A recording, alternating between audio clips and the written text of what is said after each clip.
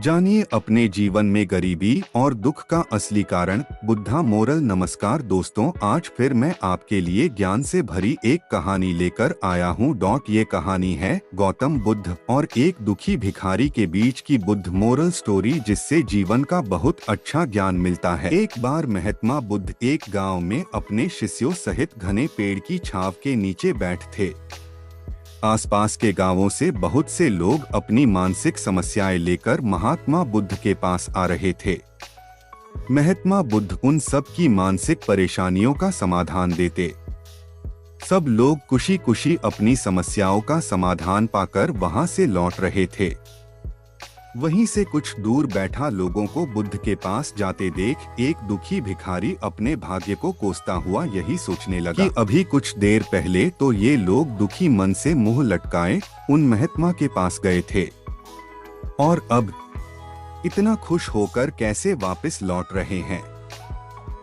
आखिर माजरा क्या है, जरा मैं भी जाकर देखूं कि वो महात्मा ऐसा कौन सा खजाना बांट रहा है इन लोगों को। वे इतने प्रसन्न हुए कि उनके चेहरे लाल हो गए। जब वो दुख भिखारी कुछ नजदीक गया तो उसने देखा कि ये महात्मा तो लोगों को प्रवचन देकर लोगों के दुख का निवारण कर रहे हैं। यह देखकर भिखारी के मन में भी तीव्र इच्छा हुई कि क्यों न मैं भी इन महात्मा को अपना दुख बताऊं, मुझे भी अपने दुख का समाधान अवश्य मिलेगा। बस फिर क्या था, समाधान पाने की लालसा लिए भिखारी महात्मा बुद्ध के सामने पहुंचा और हाथ जोड़कर प्रणाम करते हुए बोला, महात्मा बुद्ध, मैं भी लोगों की मदद करना चाहता हूँ। मुझे लोगों की मदद करने की बहुत इच्छा है, लेकिन मैं कैसे मदद कर सकता हूँ? मैं बहुत गरीब हूँ। मेरे पास न तो पैसे हैं और न ही कोई ऐसी चीज जिससे मैं किसी की मदद कर सकूं। मैं कोशिश करने पर भी किसी की मदद नहीं कर सकता। मुझे भगवान ने इतना गरीब क्यों बनाया है? महात्मा, मुझ पर कुछ कृपा करो। इतना बोलते हुए भिखारी रो। महात्मा बुद्ध बोले, आप बहुत अज्ञानी हैं, क्योंकि आप अभी तक इस भ्रम में जी रहे हो कि तुम्हारे पास कुछ नहीं, जबकि दूसरों को कुछ देने के लिए तुम्हारे पास बहुत कुछ है।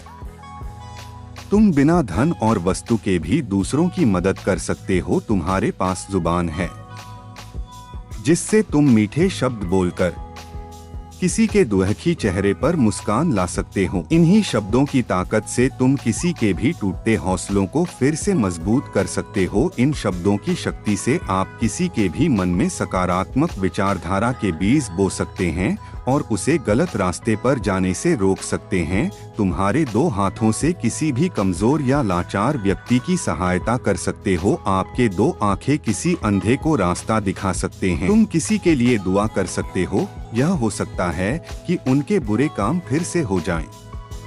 आप किसी के अच्छे स्वास्थ्य की कामना कर सकते हैं, लेकिन अज्ञानतावश तुम अब तक इस बात को समझ नहीं पाए और इस भ्रम में अब तक जीते रहे कि तुम्हारे पास मदद करने के लिए कुछ नहीं।